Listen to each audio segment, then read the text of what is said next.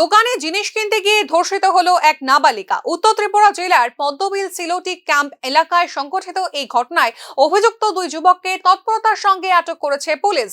জানা যায়, দোকানে জিনিস কিনতে গেলে 16 বছরের নাবালিকা কন্যাকে জোরপূর্বক অপহরণ করে ধর্ষণ করে দুই দুর্বৃত্ত। পরে নাবালিকাটিকে হাত পা বেঁধে রাস্তার পাশে ফেলে চলে যায়।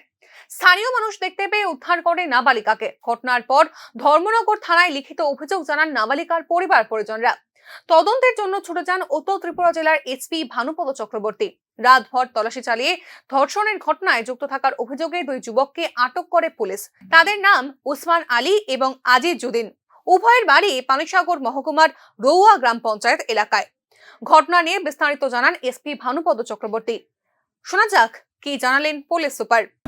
উসমান আলী, বয়স হলো 34 বছর। আর নাম হলো আয়াজউদ্দিন, তার বয়স হলো 27 বছর। বাড়ি হাতের দোয়াতে। ঘটনায় অভিযুক্ত দুই যুবককে শুক্রবার আদালতে তোলে পুলিশ। নাবালিকা ধর্ষণের মতো জঘন্যতম ঘটনায় দোষীদের কঠোর শাস্তির জন্য পুলিশ সর্বাত্মকভাবে পেশাদারি তদন্ত করবে বলে প্রতিশ্রুতি দিয়েছেন এসপি ভানুপদ চক্রবর্তী।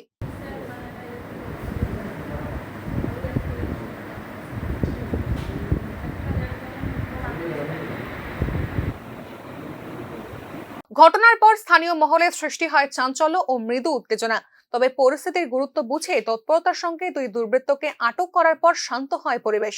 বর্তমানে ধর্মনগর মহকুমা হাসপাতালে চিকিৎসাধীন ওই নাবালিকা। ধর্মনগর থেকে কিশোর রঞ্জন হোরের রিপোর্ট, নিউজ নাও।